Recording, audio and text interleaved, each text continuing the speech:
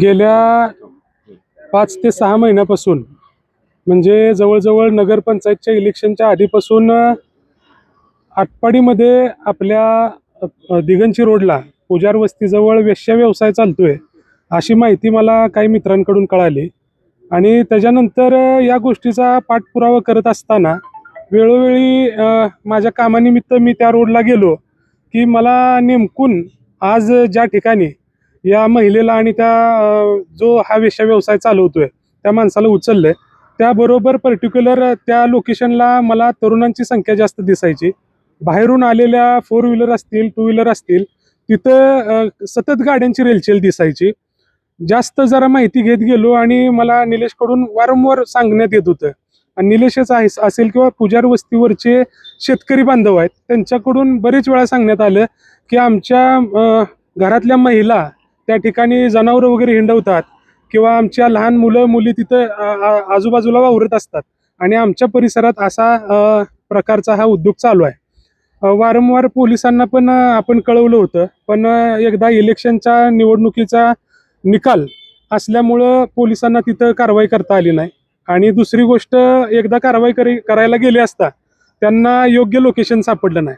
पण आज ज्यावेळी कळालं की आजही त्या ठिकाणी हा व्यवसाय चालू आहे तिथं एक महिला आहे आणि अजून लोकांची रेलचेल चालू आहे तर त्यावेळी मी अनिल शेट यांना फोन केला. अनिल शेटनी आपल्या PI साहेबांना फोन करून तिथं लगेच तातडीनं पथक पाठवून दिलं आणि तिथून एक महिला आणि तो जो शेट्टी म्हणून तो गृहस्थ आहे तो माझ्या मते बाहेरचा आहे पण तो इथं येऊन आटपाडीला नासवण्याचं काम करतोय.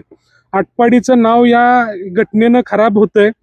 आटपाडीचा एक चांगला वारसा आहे कलाकारांचा असेल साहित्यिकांचा असेल आणि अशा आटपाडीमध्ये हा असा घाण उद्योग होतोय.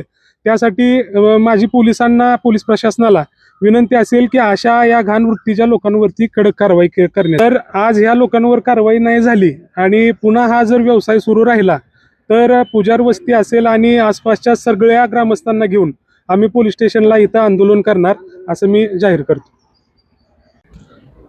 काय घटना झाली आपल्या इथं 8-9 महिन्यापासून हा उद्योग चालू होता. कशा परत हे आपले हे उद्योग अशा जो बाया घेऊन येणे हा प्रकार करणे आपल्या मळ्यातच म्हणजे शेजारीच बाजूला एक घर आहे ते स्लॅबचं आणि त्याच्या पाठीमागे आपला मळा आहे तो म्हणजे थोडेसे 50 मीटरच्या अंतरावर आपला मळा आहे.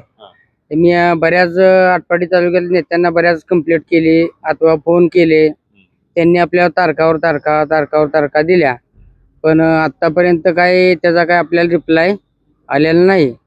मी आता नरेंद्र दीक्षित यांना फोन केला आणि सांगितलं की बाबा हे आता ऑन दी स्पॉट चालू आहे आणि तुम्ही त्वरित कारवाई करा तर तुम्हाला आता भेटतील.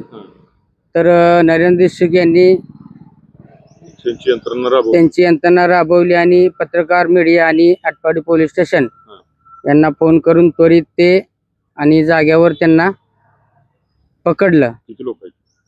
ते जवळजवळ 2 लोक आहेत. एक तो चालवणारा आणि जो व्यक्ती बाहेरून आणलेली स्त्री ही असे 2 व्यक्ती जागेवर ऑन दी स्पॉट पकडले आहेत. आणि धन्यवाद नरेंद्र दीक्षित यांचे. आणि बऱ्याच वेळा लोक भरपूर येतात पण ते आपल्या कामाने म्हणजे आपल्या कामाच्या निमित्ताने किंवा आपल्याला काम असल्या कारणाने आपण कधी तिथं पोहोचू शकलो नाही. आपलं काम प्रकार चालतोय तिथं हे आता प्रकार म्हणजे बायका आणणे किंवा काय म्हणते त्याला वेश्या व्यवसाय हा 8-9 महिन्यापासून चालू आहे. मी आटपाडीत बऱ्याच लोकांना किंवा नेत्यांना फोन केला पण त्यांनी तारकावर तारखा दिल्या पण त्याचा काय उपयोग आतापर्यंत किंवा कारवाई. तुम्ही पोलीस स्टेशनला कळवलं होतं का? पोलीस स्टेशनला मी नरेंद्र दीक्षित यांच्या मार्फत कळवलं होतं तरीही त्यांनी एकदा पोलीस स्टेशनचे लोक येऊन पण त्यांना ते काय त्वरित कधी म्हणजे असं त्यांना एक्झॅक्ट सापडलं नाही ते घर किंवा ते कुठं राहतात काय करतात ते काय सापडलं नाही. किंवा मी आता त्यांना फोन केला नरेंद्र दीक्षित यांना तर ते आता त्यांना जागेवर सापडलं आणि कारवाई. भरपूर त्रास आहे कारण आमचा हे कंटिन्यू चालूच आहे त्यांचं सकाळ दुपार संध्याकाळ हे चालूच आहे दिवसा रात्री. हे काही एक्झॅक्ट आपण सांगू शकत नाही पण ते कंटिन्यू चालू आहे. आज ज्यावेळेस पोलीस तिथे दाखल झाले त्यावेळेस काय नेमकं केलं पोलिसांनी? त्याचं तिथं पोलिसांनी ती कारवाई केली अथवा तिथं एक महिला आणि जो चालवणारा व्यक्ती आहे ते तिथं त्वरित सापडला त्यांना. चालवणारा व्यक्ती इथला आपला आठवडीतला का बाहेरचा आहे? काय ते अथवा काय आपल्याला कल्पना नाही, आणि ह्यांना थारा देणारे लोक कुठले आहेत? ते पण माहित नाही. ते आता जवळजवळ मला वाटते घर- तालुक्यातलेच घर असू कोणाचं आहे ते? शकतात. घर कोणाचं आहे? ते लांडगे म्हणून कोणतं घर आहे, त्यांचं घर आहे ते भाड्या तत्वावर त्यांनी घेतलेलं घर आहे आणि तिथं ते व्यवसाय करतायत.